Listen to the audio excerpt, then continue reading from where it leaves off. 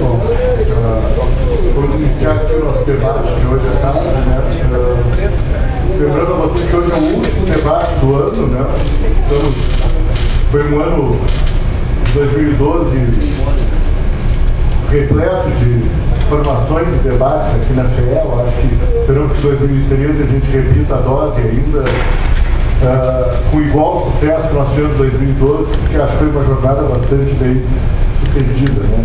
E agradecer a presença de todos mais uma vez, a presença do nosso convidado, professor Enéia e professor Paulo Visentini, né, debatendo esse tema da maior importância nesse momento, que é a complexidade da crise internacional e da situação da conjuntura geopolítica, econômica internacional, né? Então, chamar mais uma vez, agradecer mais uma vez ao Vítor, hoje um agradecimento especial aí por todos os nossos debates do ano, né? De imediato, então, lembrar aqui a presença específica do nosso amigo Tarson, né? Que é assessor aí internacional da área internacional do governo do Estado do Rio Grande do Sul. O nosso colega de sempre aqui, prestigiando, o Álvaro Magalhães, né, nosso amigo aqui da FEE. E agradecer a todos, então, mais uma vez, a presença nos nossos debates e já convidá-los para, a partir de março do ano que vem, a gente está reinaugurando aí esse espaço de debate, que eu acho que esse ano se cristalizou, em certo sentido, houve uma certa institucionalização, vamos dizer assim, se criou um público específico para esse debate. Então, agradecendo desde já, passando a palavra ao Vítor, que vai conduzir aqui os nossos trabalhos. Obrigado a todos.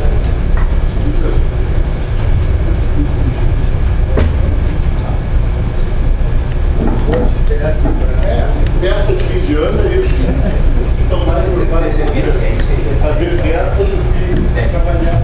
Boa tarde a todos. Mais uma vez, obrigado pela presença. Esse é o nosso último evento.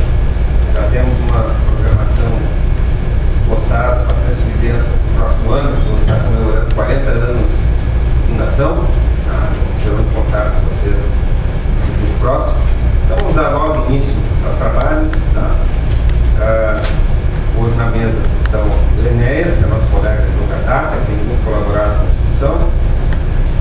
Acho que, assim, de maneira muito sintética, eu poderia dizer que foi, além do nosso colega, uma colaboração com a instituição da casa, foi presidente do PRTE, diretor do planejamento do FINEP e atualmente secretário adjunto da Secretaria de Desenvolvimento e Promoção de Investimento. E Sentini também, Paulo Sentini também, a gente pode considerar um colega da data, que muito colaborado nos últimos tempos, e atualmente é professor titular de Relações Internacionais da Universidade Federal do Rio Grande do Sul, tem trabalhado muito na assessoria na área de Relações Internacionais, tem uma longa produção geográfica sobre relações internacionais, eu acho que tem muito tratar, qualquer um dos dois, muito tratar sobre a questão da crise internacional. Eu acho que o título, inclusive, vem a calhar, que é da complexidade à instabilidade. Eu acho que é exatamente como imprevisibilidade. E realmente, se a gente pensar o que vai acontecerá nos próximos 4, 5 anos, ninguém se arrisca de ser muito, no máximo, mas da competência e assim por diante. Então, vamos começar com a ideia, está brincando um pouquinho aqui, já que a infraestrutura determina, em certa medida, a política, então vamos parar, o Enéas vai tratar mais dos aspectos econômicos, financeiros da crise internacional, logo após o professor Paulo falará mais das relações geopolíticas, políticas que envolvem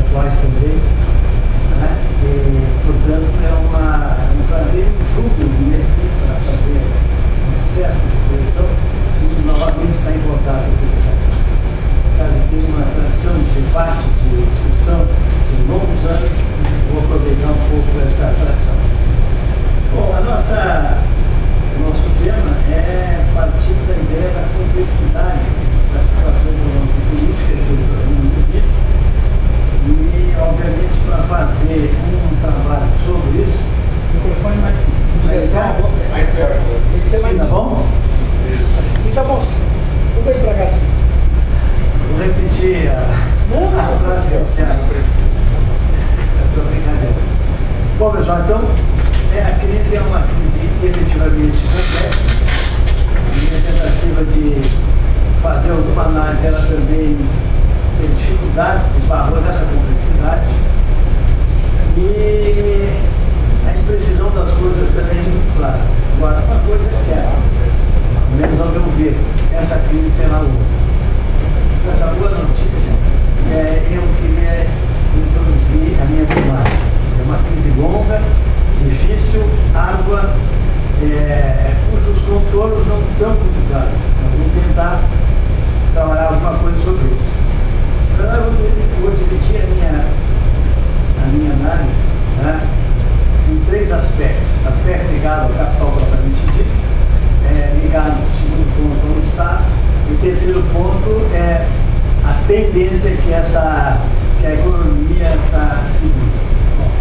A primeira coisa que a gente pode observar na economia contemporânea, não é exatamente a criação de uma economia capitalista mundial, um espaço mundializado, não é? Que ultrapassa bastante o Estado Nacional. Quer dizer, há um avanço dos capitais fora do Estado Nacional, isso já era assim, sobretudo do ponto de vista da internacionalização, mas do ponto de vista atual, ele está criando um espaço mundializado muito além dos espaços nacionais e mais, ele atravessa o Estado Nacional. Então, esse tipo de situação que eu gostaria de colocar. Existe um espaço mundializado e, ao mesmo tempo, esse espaço mundializado passa por dentro do espaço nacional. Bom, ora, o que acontece nesse momento, após uma determinada crise que todo mundo tem discutido, o André e eu até fizemos muitas discussões aqui na casa, nos anos 2007 e 2008, né? E nós temos então uma disputa oligopólica das corporações de uma forma absolutamente intensa, violenta, grave. E nós podemos considerar que existe, na verdade, né, uma situação, deixa eu ver aqui, porque eu pensei aqui, de uma questão de concentração e centralização de capital fortíssimo. Isso aparece através de, obviamente, fusões, de aquisições, de joint ventures, de associações de capital, etc. Então, o ponto que me parece importante nessa primeira análise é exatamente ver que nós estamos no meio de uma disputa, violência, uma concorrência extremada dos capitais, e nessa concorrência extremada nós temos, portanto, um processo de concentração e centralização de capital. Esse processo de centralização e concentração de capital, ele é extremamente violento em todas as partes do mundo, né? Obviamente que bate aqui no nosso próprio querido Estado. Eu gostaria de salientar que existe na economia mundial, né, a economia mundial, essa disputa oligopólica, ela também se arma sobre uma disputa de cadeias de produção, cadeias de valores, vamos dizer assim. E essas cadeias de valores, elas estão também em forte competição. Competição entre capitais e competição entre cadeias de valores. Essa questão das cadeias de valores é importante caracterizar da seguinte maneira. Essas cadeias de valores, elas são concentradas em grandes empresas multinacionais que articulam diversos outros capitais, outras firmas, outras empresas. Mas atenção, elas estão também, ela existe próximo delas, ou em torno delas, ou por dentro delas, anéis financeiros. O André usou uma expressão outro dia de nuvens financeiras. Ou seja, eu estou querendo dizer, com essa ideia de anéis financeiros, é que há articulação, há de fato sociedade nesse desenvolvimento do capital. Isso é extremamente importante, por quê? Porque quando a gente percebe determinado tipo de cadeia de valor, determinado tipo de empresa que domina essa cadeia de valor, o que nós vemos? Uma participação acionária de diversos capitais. Ou seja, o resultado da produção de um determinado capital que encadeia uma cadeia de valor, ele traz efetivamente lucros, não apenas para a sua cadeia, mas para outras empresas, outras corporações que estão associadas a ele. Então, a relação financeira, ela é imediata na relação com os capitais produtivos. Veja, eu não estou falando daquilo que também envolve fortemente a economia contemporânea, lado das finanças. As finanças também estão nessa situação. As finanças, eles criaram um mercado extremamente importante, né? Onde determinados, vamos dizer assim, uma infinidade de produtos financeiros foram criados nesse processo todo. Quer dizer, é a não subsistência desses ativos financeiros que faz com que fez com que a economia mundial caísse. Mas veja, eu estou salientando, portanto, a ideia de que nós temos um domínio financeiro, em cima das cadeias de produção, em cima das empresas produtivas, etc. Ou seja, isso é que se chama a hegemonia financeira. A hegemonia financeira está em toda parte. O processo dessa hegemonia financeira, um processo interessante, foi que isso, a partir dos anos 70, começou a crescer fortemente. Isso se deu basicamente nos anos 90, um processo de desregulamentação.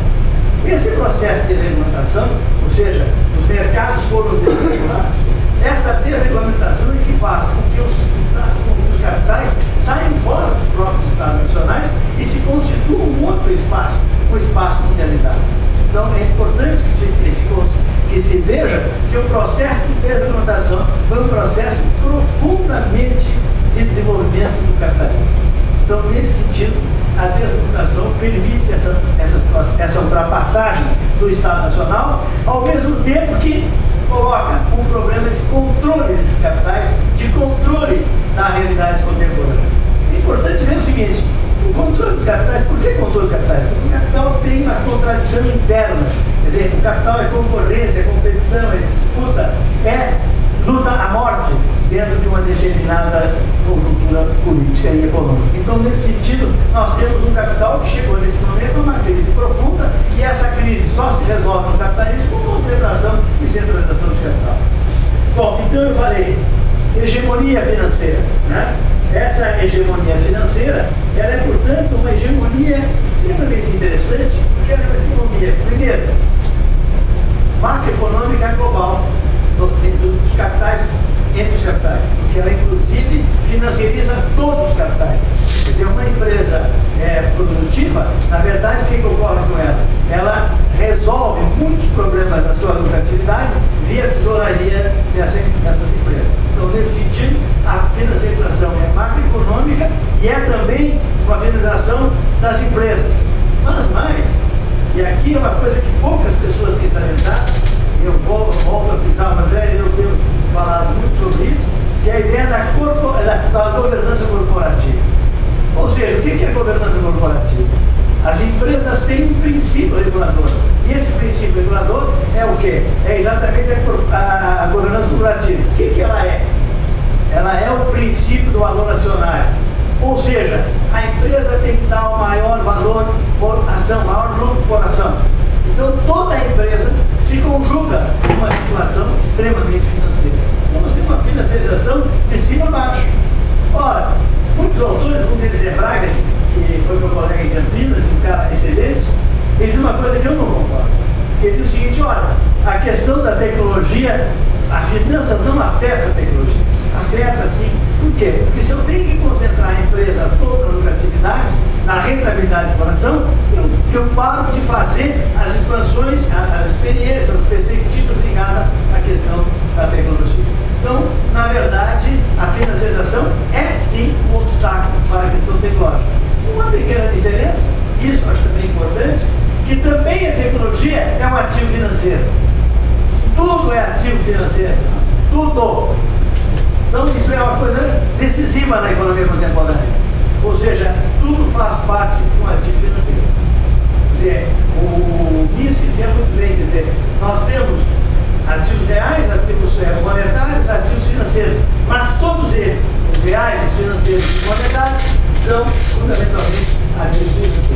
Então, o movimento da economia é gerado por um regulador econômico importante, que é a questão da taxa de juros. Tudo que eles fazem, a relação entre taxa de juros e taxa de lucro esperada, ele está sabendo o que está fazendo, porque está colocando como elemento fundamental a taxa de juros. Ora, se eu quero mudar a economia, e vocês veem por que a economia não mudou até 2007, porque, obviamente, a taxa de juros era extremamente elevada em toda a situação.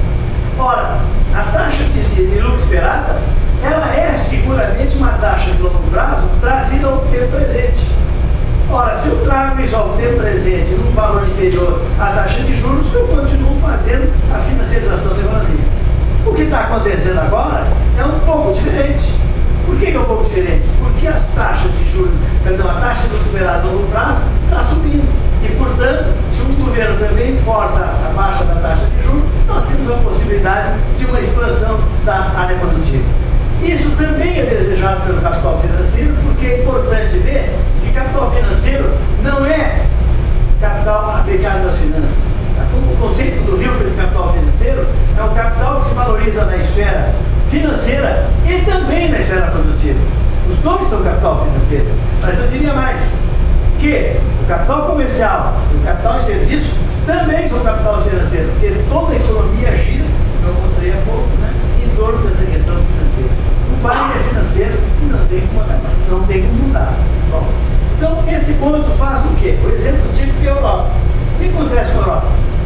Quer dizer, os capitais europeus saíram de dentro dos Estados nacionais para cima de um espaço europeizado, mas também mundializado, através, portanto, de articulações financeiras, de especulações financeiras, que obviamente passaram pelos Estados nacionais.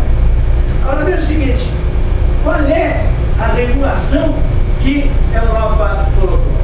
Uma regulação, vamos dizer assim, política? Não, uma regulação financeira. Banco Europeu, Banco Central Europeu. Esse Banco Central Europeu é o banco exatamente que domina, que articula as harmonias e as harmonias do capital especulativo europeu. De outro lado, vejam só, e que isso é como é interessante, do ponto de vista do Estado, não existe nenhum Estado que esteja dominando a Europa. Não existe um grande Estado europeu. Segundo ponto, quem conduz a harmonia das harmonias é o Banco Central Europeu. Mas quem garante a moeda? Quem garante o euro? O euro é uma moeda europeia, mas é garantida por vários tesouros, e não um tesouro, como é, por exemplo, na Europa, nos Estados Unidos ou aqui dentro do Brasil, onde a moeda é garantida pelo tesouro.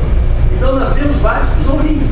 Né? Ou seja, quando dá uma crise forte na Europa, como é que o tesouro pode garantir? Não tem tesouro para garantir, é muito tesourinho para jogar na jogada. Então, essa é uma dificuldade extrema. E nós vamos ver a passagem para a discussão do Estado, né? Que uma das realidades importantes nesse processo é que os Estados nacionais, eles não têm capacidade de conduzir esse processo, de controle desse processo político. Então, como é que faz? O capital financeiro europeu e internacional joga uma parada extremamente importante em relação ao Estado. Qual é? Primeiro, vamos controlar o orçamento. No caso dos Estados Unidos é muito fácil. Ver, o parlamento decide está acabado. Aqui também, mas nos Estados Unidos os lobbies são muito evidentes. Né? Segundo ponto, a questão do gasto público, ou seja, da dívida, perdão, do déficit fiscal. Ele é obviamente controlado pelas finanças. E controlado no caso da Europa no caso dos Estados Unidos é extremamente forte. Por quê? Porque o parlamento assim, não vai poder gastar mais esse ano. Então, o presidente camarada, a questão do Obama saiu por aí. Terceiro ponto, né? Quer dizer, o limite da dívida é também controlado pelo capital financeiro. Né? E vejam só, vamos dizer assim, como esse capital se expande além dos espaços nacionais, ele coloca em xeque o Estado Nacional através de uma vamos dizer assim, de uma entidade aparentemente frágil, mas que põe os Estados de foco, vamos dizer assim, né? Que é as agências de direito. A agência de direito que coloca em xeque determinados países. Claro que é mais difícil colocar em xeque o Brasil, os Estados Unidos, do que, por exemplo, a Bolívia. Tá? Por isso vocês têm uma ideia.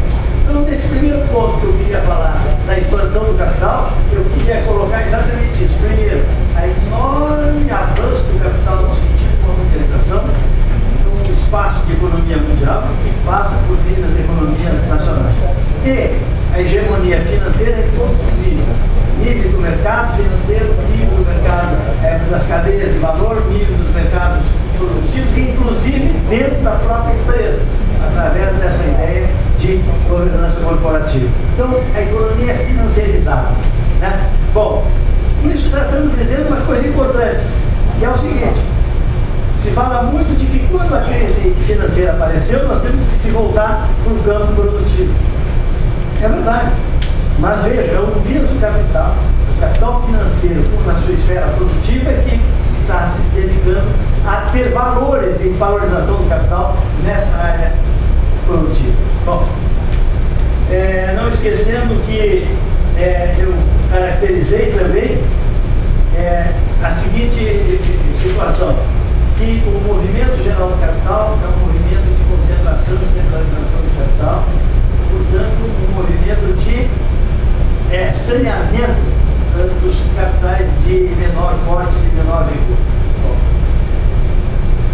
Disse eu também que o capital nessa expansão ele só pode se expandir porque houve uma desregulamentação nacional, houve uma possibilidade de um descontrole desse capital, ele passa a avançar acima e fora dos estados nacionais. Ou seja, ele como a área da cadeia de valor, eles ameaçam também a soberania do Estado Nacional. Esse é um ponto também importante. Daí vocês podem perceber que quando nós temos uma crise como no Brasil está ocorrendo nesse momento, né, e se discute, por exemplo, por que não tem política industrial?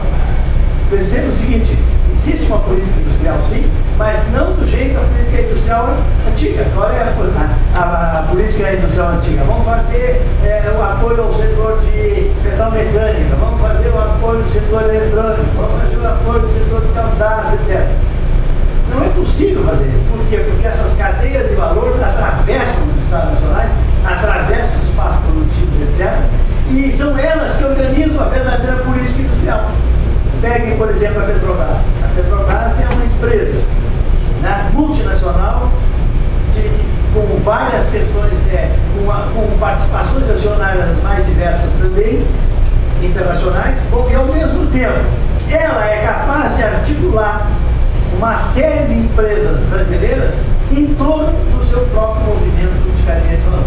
Então, a política industrial é jogada muito mais em cima das cadeias de valor do que efetivamente em cima das empresas, dos mercados, etc. Então, isso é uma coisa que eu queria deixar claro. Bom, o Estado Nacional, então, você veja, quer dizer, o Estado está ali, foi passado nesse processo. É óbvio que ele tem poder, é óbvio que ele tem circunstância capaz de enfrentar o processo. Mas os estados não são os mesmos, a gente vai falar daqui a pouco sobre isso, né? É muito diferente, vamos dizer assim, o que acontece nos Estados Unidos do que na China, do que na Índia, do que no Brasil, do que na Rússia, etc. O quadro também muda sobre esse ponto de vista. Bom, do ponto de vista, portanto, da questão do Estado Nacional, não é? Eu já tinha colocado que o Estado Nacional estaria sob o ataque de um capital internacional, ou capital multinacional, ou capital financeiro, sobre os pontos básicos de organização do orçamento, organização do gasto público, organização da área da dívida. Então, nós temos também o Estado financiarizado. Tá? O Estado financiarizado no seu movimento, nas suas respostas diante das realidades, sejam elas econômicas, sejam elas políticas. Tá? Ela não se reduz a isso, mas esse fato está presente. Bom, no caso do Estado Nacional, ele tem uma coisa extremamente importante, que é o controle da moeda. Tá? Quer dizer, no caso do conflito diverso do mundo, vamos dizer assim, dos Estados, né? Nós temos um centro nesse processo, que é exatamente o Estado americano, que conduz e mantém uma moeda fundamental, que seria o que o Marx chamaria de moeda mundial. Então, nesse sentido, nós temos o dólar como elemento-chave desse processo. Ou seja, o Estado Nacional tem controle sobre isso. Claro que no processo de desenvolvimento capitalista, né? Quer dizer, é muito importante que tenha uma moeda adicional, uma moeda secundária. Por exemplo, nos anos 70, nós tivemos aí tivemos o marco, tivemos o IEM, né? Junto com o dólar, funcionando num certo conflito, ou seja, o capital financeiro, ele joga com diferenças de valores, com diferença de taxa, com diferença de lucratividade. Então, essa criação de uma moeda adicional, secundária, vamos dizer assim, é um elemento importante. Aliás, qualquer moeda, a não ser aquela de distribuição completa, ela é importante para o capital financeiro. também que vejo o seguinte, modernamente, antes de 2005, nós tínhamos uma presença forte do euro, né? E esse jogo dólar-euro, dólar-dólar, continua existindo. É a moeda-chave, a moeda mundial. O euro também servia para uma das formas de desenvolvimento financeiro do capital. Ora, hoje, nós estamos numa situação já diferente. A crise introduziu uma nova realidade, que é a presença na China, e na presença na China, a tentativa de construção por parte da China, e obviamente da Ásia também, da questão do imposto. Então, é um elemento importante nesse processo. Então, nós estamos já, a crise está se desenvolvendo num determinado sentido. Bom, disse eu, portanto, que nós temos um Estado Nacional que, embora ultrapassado, ele mantém uma moeda que permite as trocas entre os diversos países, diversas empresas, e faz a mensuração, obviamente, das realidades capitalistas que nós estamos vivendo, seja nível do Estado, seja nível dos capitais. Bom, mas tem uma coisa interessante. Esse capital, no passado, vamos dizer, os Estados Unidos, isso é uma aliança entre o campo geoeconômico e o geopolítico. Tá? Nós temos, por exemplo, na Constituição da Nação Americana, através de uma série de criação vamos dizer assim, de entidades paraestatais. Por exemplo, FMI, Banco Mundial, OMC, são instituições paraestatais internacionais que o Estado que está líder vai dominando essa situação. Só que esse tipo de controle que era feito no passado, com a crise do 2007, evidentemente continua presente, mas já não é mais do primeiro time, já está jogando no segundo time. Então nós temos uma ação nova, que é uma ação através de uma rede de bancos centrais, comandada pelo FED. Essa rede de bancos centrais que permite com que a instabilidade do capital financeiro não destrua a economia.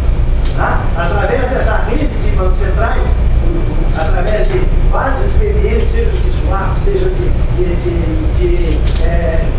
liberação de moeda, enfim, todos os instrumentos possíveis que permitem que o capital financeiro continue, embora em situação dramática, continue dominando, continue agindo, continue impondo determinadas realidades ao nosso país. Bom, então, essa rede de bancos centrais, ela supera aquela outra rede que eu falei de entidades internacionais, porque ela hoje é aquela que consegue construir um certo colchão de estabilidade e estabilidade internacional. Bom, colocado isso, então, vocês vejam o que nós estamos falando. Nós temos um controle financeiro monetário através do Estado. Nós temos uma financiarização da economia, nós temos uma financiarização das cadeias de valor, nós temos uma financiarização das empresas, nós temos uma financiarização, por exemplo, da tecnologia, ou de patentes também da tecnologia. Então, esse é o quadro que nós estamos vivendo. Bom, e daí nós temos a seguinte situação, quer dizer, a resposta, e é isso que eu acho que o Vicentinho vai falar mais sobre isso, quer dizer, a resposta que os Estados Unidos são as mais diversas possíveis. Tá? Por exemplo, veja a situação que ficou nos Estados Unidos. Os Estados Unidos, uma economia livre, um país política, econômica, cultural, midiática, dominante do mundo, ele ficou paralisado desde a crise de 2007, por vários problemas, inclusive de pacotes de salvação, mas também ele ficou paralisado em função das estruturas políticas internas, né, que fizeram com que o Obama não pudesse realizar mais nada, ou tivesse muito controlado em todos os níveis, porque, como eu falei, a ação do capital financeiro é sobre o orçamento, sobre o déficit e sobre a dívida. Então, isso é uma parada. Bom, veja o seguinte, a situação da China é completamente diferente. Tá? Quer dizer, a China nós temos um Estado que comanda os capitais, e esse Estado que comanda os capitais, ele avança num processo extremamente importante, que é exatamente sobre a Ásia. Ou seja, nós temos uma articulação da China com Hong Kong, com o Japão, com a Malásia, com a Indonésia, com todos esses estados, constituindo uma nova articulação econômica.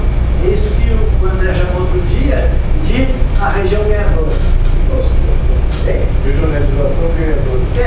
Ou seja, é uma região que ganhou, por quê? Porque no processo de desenvolvimento do capital, essa centralização na China, porque tem um Estado que decide, que controla, que faz com que esse Estado se capitalize e possa ser criação de capitais sob a hegemonia do Estado, possa criar uma articulação na região da Ásia e mais a possibilidade de construir uma moeda que seja uma moeda vigente no mundo e faça isso sob tentativa de organizar a região, mas também através de relações bilaterais, por exemplo, a tentativa que está sendo feita aqui no Brasil, de trocar diretamente o real pelo dólar. Então, esse processo é um processo que está em situação de desenvolvimento. E aí vocês podem ver, eu peguei os Estados Unidos e a China para colocar essa crise forte, a presença enorme da China no processo econômico em relação aos Estados Unidos. Coloco uma questão para discussão, que é exatamente o seguinte, quer dizer, a China, se já não é a primeira economia do mundo, ela está próxima de ser a primeira economia do mundo. Mas a verdade é a seguinte.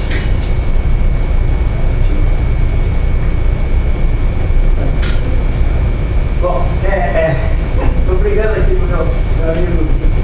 Tá? Então, o que eu estou querendo dizer aqui, que esse processo, esse processo que está acontecendo na China, é um processo importante e que se coloca uma questão chave.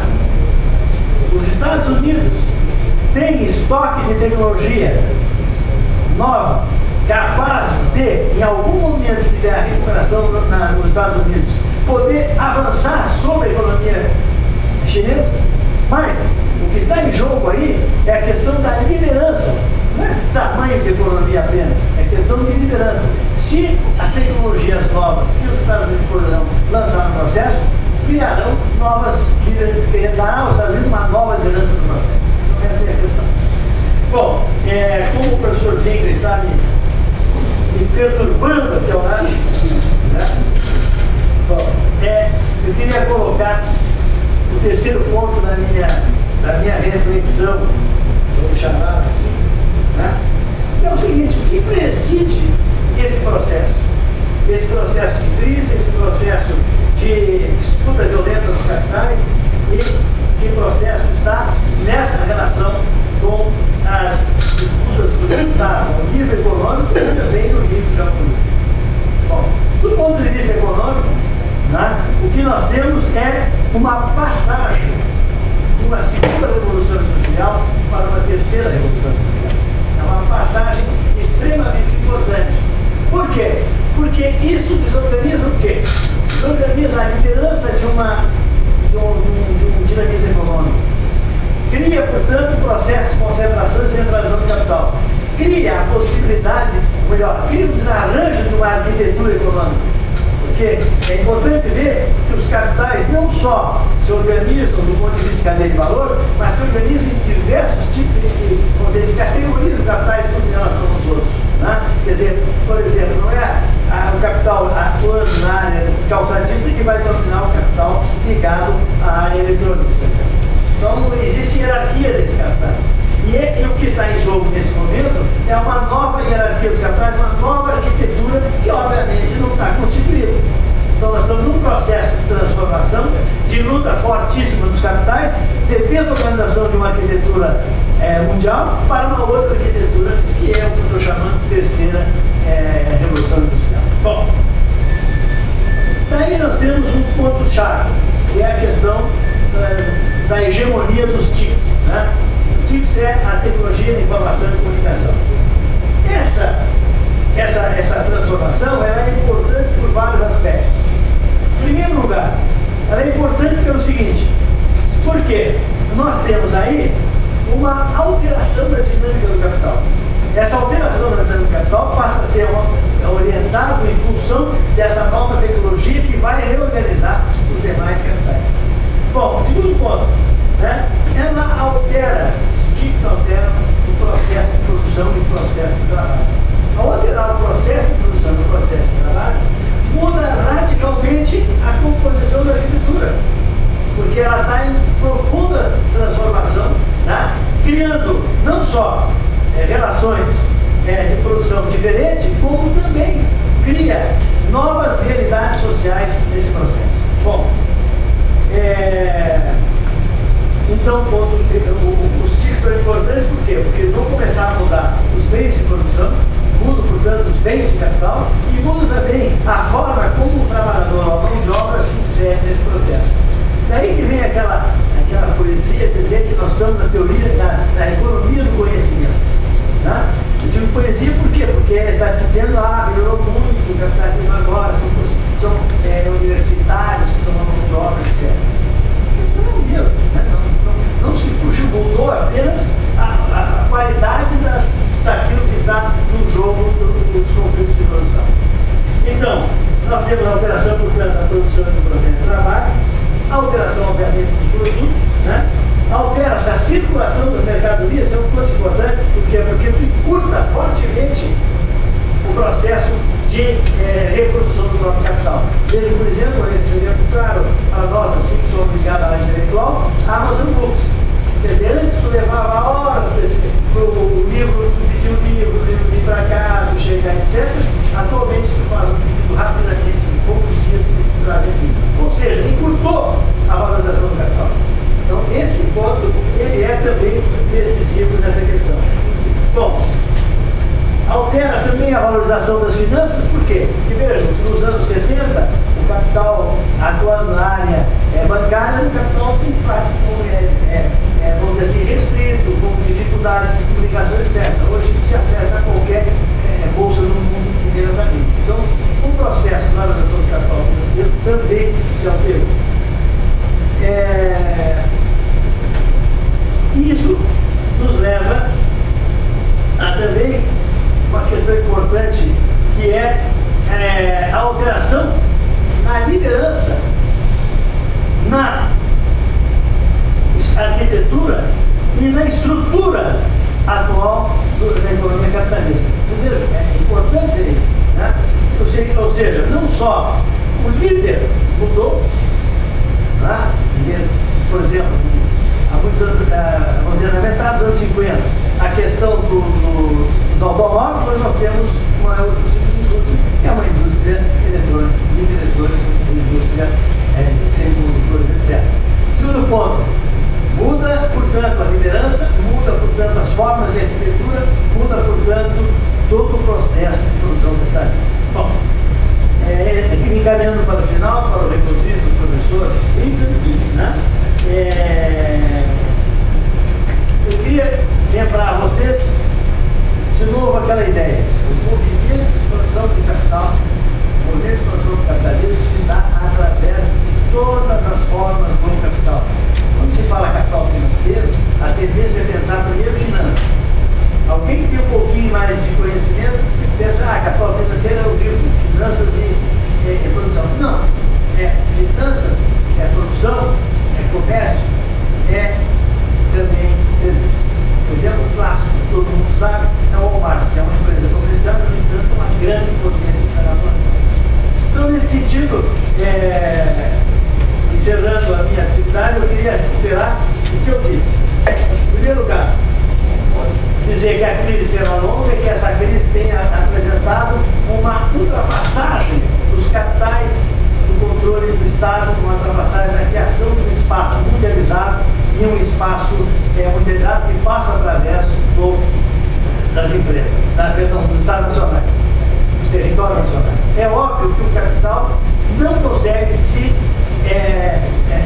vamos dizer assim, se hegemonizar sem a presença de algum controle político. E é isso que está em jogo, que vai estar em jogo nos próximos tempos. Segundo ponto, queria disse também essa realidade do Estado Nacional.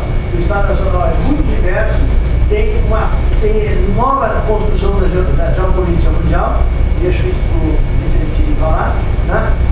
Depois posso dar o meu comentar aqui também, na verdade o que nós temos é exatamente uma realidade absolutamente nova, diferente, etc. Terceiro ponto, que é o que é o sustentar de toda essa modificação, que é, ao meu ver, a passagem da segunda revolução industrial para a terceira revolução industrial. Está garantido? Não. Mas é isso que está em jogo, a tendência é para lá. Quer dizer, é importante medir as economias pela quantidade, o crescimento do PIB, sei lá o quê, isso aí não serve para nada. Né? É uma medida muito de conjuntura, mas não indica para onde é que nós vamos, não indica o que está acontecendo na economia, não indica que fatores qualitativos estão transformando esse capitalismo. E mais, se esse capitalismo vai chegar a algum lugar. Então, esse na minha maneira de ver, existe um norte que o capitalismo pretende chegar, né, na sua irracionalidade de ação, que é esse movimento em direção a essa terceira revolução industrial. Então era isso que eu tinha para falar para vocês. Obrigado.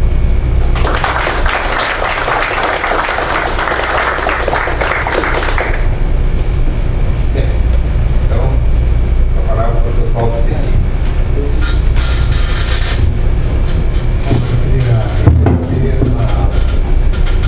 A oportunidade de participar desse evento de encerramento do ano, né, e foi bastante carregado de acontecimentos e de incertezas, né, um ano que mostrou o quão frágeis eram as nossas referências sobre o mundo em que nós vivemos. A noção da crise econômica, né, da dimensão da crise econômica, da sua longa duração, que já foi falada aqui, né, dos seus possíveis desdobramentos, elas constituem evidentemente uma base sobre a qual se desenvolverá e se já está se desenvolvendo uma luta política. Acho que essa conjuntura tem todas as novidades que foram ditas aqui, porque as coisas não se repetem, elas vão avançando, se transformando, mas formam-se principalmente no desenvolvimento do capitalismo, em determinados momentos onde se formam em nós, né, e transformam, vamos dizer assim, a conjuntura política. Né? O que tinha me pedido aqui era mais para falar da conjuntura atual. Então, eu diria assim que nós podemos voltar um pouco atrás e ver momentos como o que antecedeu a Primeira Guerra Mundial, como o que antecedeu a Segunda Guerra Mundial, tá? E podemos, a partir daí, tentar perceber algumas questões que estão ocorrendo. Nós temos isso, já estava lá no falecido, os marxistas que não duram muito pouco, duram muito, tá? Então, o Giovanni Arrighi, que se foi precocemente, né?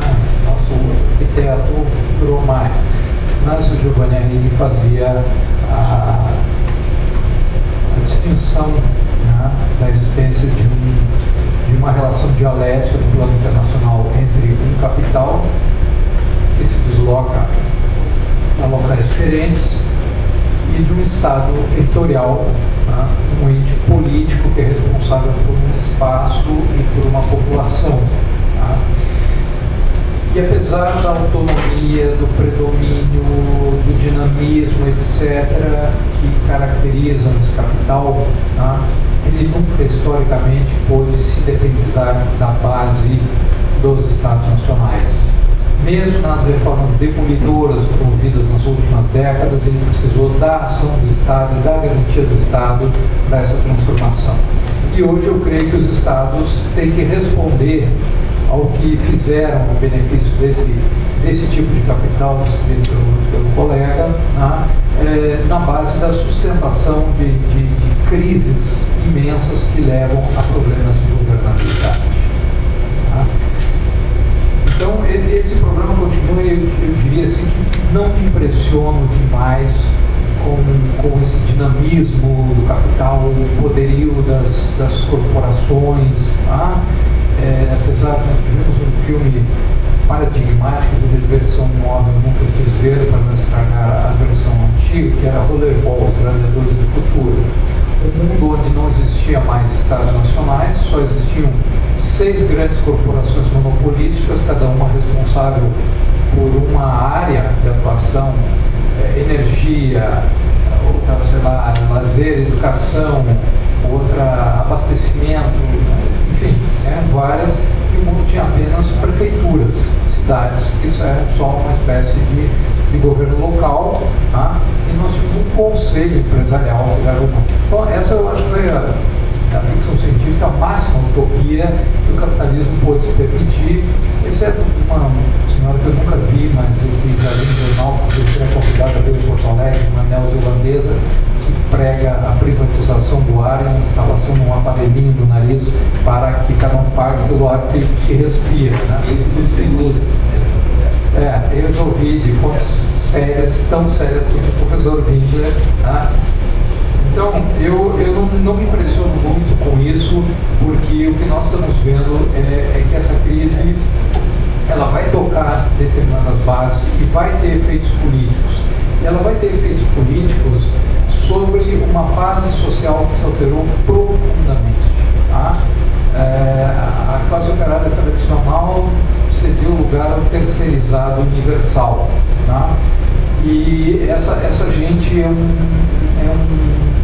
uma gente nova e que, infelizmente, nós não temos tido estudos, tá, muito aprofundados para compreender como é que elas se comportam e como é que elas reagiriam, tá, em determinado contexto. Tá. Nós tínhamos um mundo que era muito bem regulado do ponto de vista da política, era só pela Guerra Fria. A Guerra Fria não era só um conflito, ela era um sistema de regulação muito eficaz. E o equilíbrio do terror nunca existiu, vamos dizer assim, como uma ameaça real, porque exatamente ele era equilíbrio do terror, e isso criava um sistema de mútua dissuasão extremamente eficaz, e o mundo até os anos 80 era um mundo de alta previsibilidade. Tá? Hoje nós já podemos conhecer. Aconteceu uma coisa que até hoje ninguém explicou direito. Por que a União Soviética desapareceu? Tá? Felizmente saiu há pouco tempo nos Estados Unidos um livro que, aliás, foca a sua tese principal no problema de um debate que existe dentro do movimento marxista de duas formas de se chegar ao socialismo, tá? E uma delas que apoia, de certa forma, a existência de uma segunda economia ou uma economia paralela dentro do socialismo. Tá? Esse livro trouxe muita luz, chama-se The Socialism Betrayed. Ele foi traduzido em Portugal e Kenneth E. Kieron é um economista da Universidade de Nova York e um historiador. Esse livro é um livro muito bom, tá? Tem na falta de espaço no mundo de hoje, na volatilidade das relações humanas, a gente tem que ter o famoso kit de divórcio, que é o que eu minimamente tenho que carregar. Bom, esse é um livro que merece ser carregado, tá? Porque ele traz teses sobre a questão do Gorbachev, tá? Não mais como uma coisa pessoal e sem aquelas explicações clichês, era porque tinha falta de democracia, etc. Ou seja, não foi compreendido e a gente sabe que, eu me lembro quando eu era aluno de economia, eu sou semi-economista, porque eu saí da metade, por exemplo, uma aula de macro. Tá? Então, eu tive de manhã uma aula na História sobre a crise de 29 e à noite eu tive uma aula de macro sobre a crise de 29. E aí eu peguei o chapéu e fui embora. Tá? Porque não admitia tratar de uma crise que não dizia o nome de um país, de um produto e de nada. Eram só números e letras, tá? Nem duas letras se juntavam. Então, depois eu pedi ao professor alguns detalhes, ele não deu nenhum detalhe, porque ele não sabia, né? E me disse que aquilo era a crise de 29. Eu fiquei semi-economista, a partir daquilo. Mas eu me lembro com muito desgosto que a única vez que fui reprovado na vida foi uma prova de contabilidade, onde tinha que a prova consistia em fazer 20 lançamentos, e fiz 19 certos, e ele me deu nota 0,5. professor, eu fiz 19 lançamentos certo, errei um. Mas o que você errou é o segundo. A partir dali, tudo está errado. Então, se nós não compreendermos exatamente o que aconteceu, se a gente se contentar com explicações ideológicas, seja de um lado, seja de outro, a gente não entende uma força subjacente que está agindo no plano internacional e, inclusive, no plano social. Ou seja, o que aconteceu na segunda metade dos anos 80 e por que uma superpotência parou de existir e que consequências isso teve. Isso não teve só as consequências sabidas da unipolaridade de uma hegemonia americana. Isso não teve só a consequência de destravar uma agenda securitária para uma agenda econômica de globalização. Isso teve também o desalinhamento dos referenciais e reguladores que o capitalismo desenvolveu por ter que fazer frente a um desafio socialista.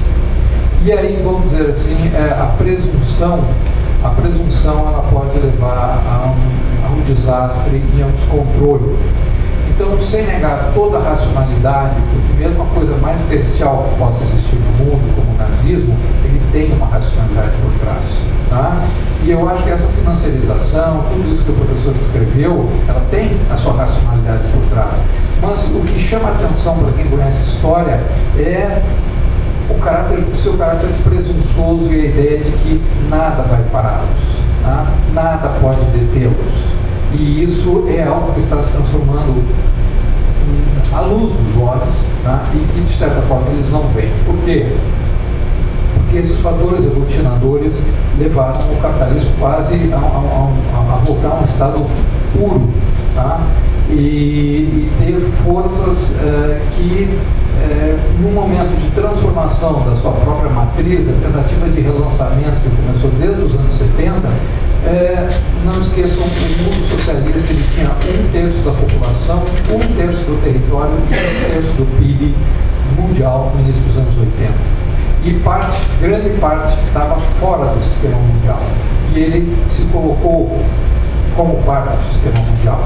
E lá não se faz negócio da mesma maneira, nem na Rússia e muito menos na China. Tá?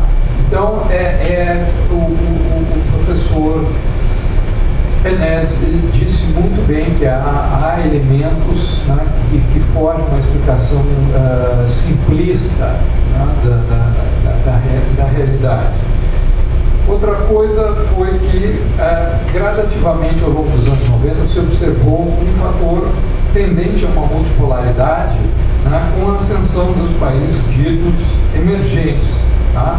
E isso aí foi sacudido pela crise que se desenvolve a partir de 2008. Tá? Como é que ela repercutiu na evolução do sistema? Então, tudo isso é muito novo e muito rápido. Eu peço a vocês que cheguem no dia que tiverem tempo, deem uma olhada, principalmente no quantidade de espaço em casa, vão na estante de vocês e peguem os livros que foram publicados há poucos anos atrás e vejam as previsões que eles faziam de tendências no mundo, e aí você já tem como descartar uma boa parte e abrir espaço para novas leituras. Tá?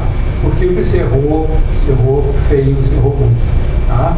Porque o rumo que as coisas tomaram, tá, foi de uma crise que vai atingir os países da OCDE, tá, e que vai de alguma maneira promover os países de BRICS. Bom, aí frente a essa crise, os BRICS se aproximam e um fator muito importante levantado aqui é a questão de o que fazer com o dólar e a preocupação que tem dos russos e dos chineses de não deixar que o dólar seja utilizado novamente, né? Quase como o dólar já teve a sua morte anunciada várias vezes, parece aquele personagem daquele filme da Sexta-feira 13, parte não sei quanto, né? Sempre volta e ainda mata mais alguns. Tá? O dólar sempre retorna para matar mais alguns, mesmo depois de morto. Tá? Ele vai trocando de cor, vai ganhando uma faixinha, não sei o que e tal, mas ele sempre retorna. Só que dessa vez há um conjunto de interesses relativamente articulados para não deixar que aconteça isso. Por quê? Porque esses caras estão de olho nas reservas desses países emergentes. Tá? E aí há que se proteger. E os países que não se protegerem, eles vão dormir com um saldo e no outro dia de manhã, na hora do café, quando for tirar o extrato novamente, vão ter uma surpresa muito desagradável e provavelmente trilhões de dólares vão desaparecer. O problema é dar conta de quem? E é contra isso, eu acho que há toda uma série de preocupações de, ao mesmo tempo que mantém o sistema econômico funcionando, se procura evitar que mecanismos desse tipo sejam utilizados para esvaziar os países. Eu tive o grande prazer, primeiro desprazer, né, de ir a um congresso na França, e aí, mas tive a compensação de ver na mesa um senhor chinês, que é assessor econômico do Conselho de Estado. Falava um francês melhor que os franceses, porque não é uma pessoa afetada, os franceses são, tá? E disse, depois de ouvir toda a catilinária que tem se desenvolvido de campanhas anti-chinesas, ele disse o seguinte: a China não é culpada dessa crise. A culpa é de vocês, porque vocês pararam de cobrar impostos das suas empresas e dos seus ricos. Tá? Então, vocês querem liquidez? Tem muita liquidez, só que elas não estão mais nas mãos do governo de vocês. É vocês que destruíram o Bretton Woods, é vocês que estão destruindo o Acordo de Maastricht, tá? E não a China. Aliás, essas corporações estão lá na China fazendo bastante lucro. Tá? Então, vocês são os únicos e excluídos culpados desse processo. Tá? E de fato é isso que está acontecendo. Mas aí a pergunta vem: qual é o limite? A senhora, aquela neozelandesa, tem razão que chega uma hora que só tem o capital e nada mais importa? Não. Há uma luta de bastidores violenta. Tá? Aquele senhor do FMI, embora ele tivesse certas pulsões, né, que são conhecidas, o Strauss-Kahn, tá? Não dá para negar que ele também disse algumas coisas que levaram a uma bela de uma armação para tirá-lo, não só do FMI, mas tirá-lo da vida política. Tá? Então está rolando coisas muito sérias e muito pesadas. Como é que os BRICS, que é uma sigla que não fomos nós que inventamos, se tornou um elemento aglutinador, né, de um grupo de países para fazer frente a essa crise?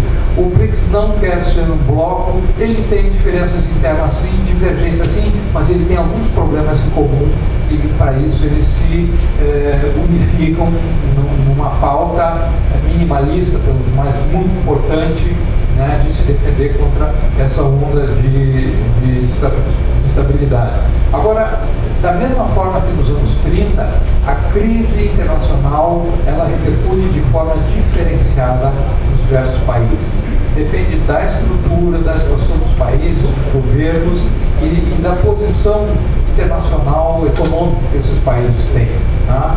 Não vou repetir o que aconteceu nos anos 30, nós vamos ver o que aconteceu aqui, começando pelos Estados Unidos. Tá?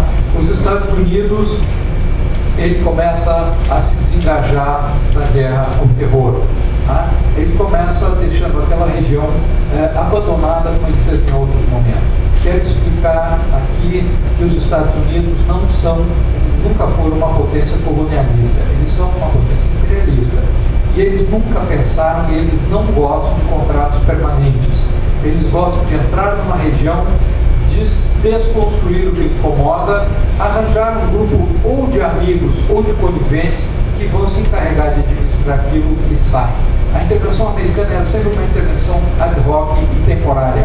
A americana tem, como é que eu vou dizer assim, ojeriza da ideia de uma ocupação permanente em qualquer lugar. Não faz parte da cultura militar, política e diplomática dos Estados Unidos. E ele tem uma onda de sístoles e diáspora. Ele tem uma expansão, e foi nessa expansão até a Ásia Central adentro, e ele começa um processo de refluxo, né, da região que nós chamaríamos de o Grande Oriente Médio, que inclui a Ásia Central, que é uma nova área geopolítica que está emergindo, e no caso essas potências ditas aqui asiáticas, não pode colocar a Rússia junto, ela atua. Como é que os Estados Unidos estão compensando isso? Tá? Os Estados Unidos estão redescobrindo o Brasil e a América Latina, o Oceano Atlântico e a África, especialmente a África Ocidental. O Oceano Atlântico tem tido a descoberta de grandes resíduos de petróleo do nosso lado e do lado do Golfo da Guiné. Foi por isso que foi recriada a Quarta Frota e foi por isso que se criou o AFRICOM, que é o novo comando de tropas dos Estados Unidos, criou uma nova unidade operacional para cuidar dos países africanos e dali expulsar a China, que não só está fazendo grandes negócios, mas está erguendo a África a uma posição de relativa autonomia no plano internacional e que faz com que ela já não aceite coisas que ela aceitava no passado. Tá? A dominação francesa, a longa dominação francesa em nome do Ocidente, ela está profundamente desgastada porque os africanos não são mais aqueles pobres coitados que ficavam olhando para os espíritos, eles ficam falando no celular agora. Tá? É diferente, eles compram produtos chineses baratíssimos, deixaram de importar em euro e importar em yuan, tá? E pagando essas importações com a exportação de commodities, tá? Fez com que surgisse novas classes sociais na África. Tá? E isso fica bem claro, porque é uma pesquisa que eu fiz e essa realidade. E isso assustou, mais uma vez, a presunção, a ideia de que o outro é fraco, é incapaz, não tem solução. E quando se dão conta, olham, param de olhar para o Oriente Médio e olham para a África, ficam atônitos com isso. O petróleo que tem nessa região da América do Atlântico Sul, ele desloca barato e fácil para os Estados Unidos, muito mais barato, é uma logística muito, né? E mais, ele cria alguns laços que podem gerar complementaridade econômica, ou seja, os Estados Unidos estão regionalizando a política. Daí que no governo Dilma nós temos visto um contra-ataque muito forte, tá, a política externa independente do Brasil, tá, que foi feita pelo presidente Lula, na ideia de voltar a centrar em ganhos, ou seja, cada país do Mercosul que busque a sua saída para a crise, esqueçam a integração. Tá? Então isso tem sido trabalhado, tá, como forma de criar novos laços de dependência. E por outro lado, é uma questão militar dos Estados Unidos tentarem deter a erosão do seu poder no leste da Ásia, tá? Tentar segurar o Japão, tentar segurar Taiwan e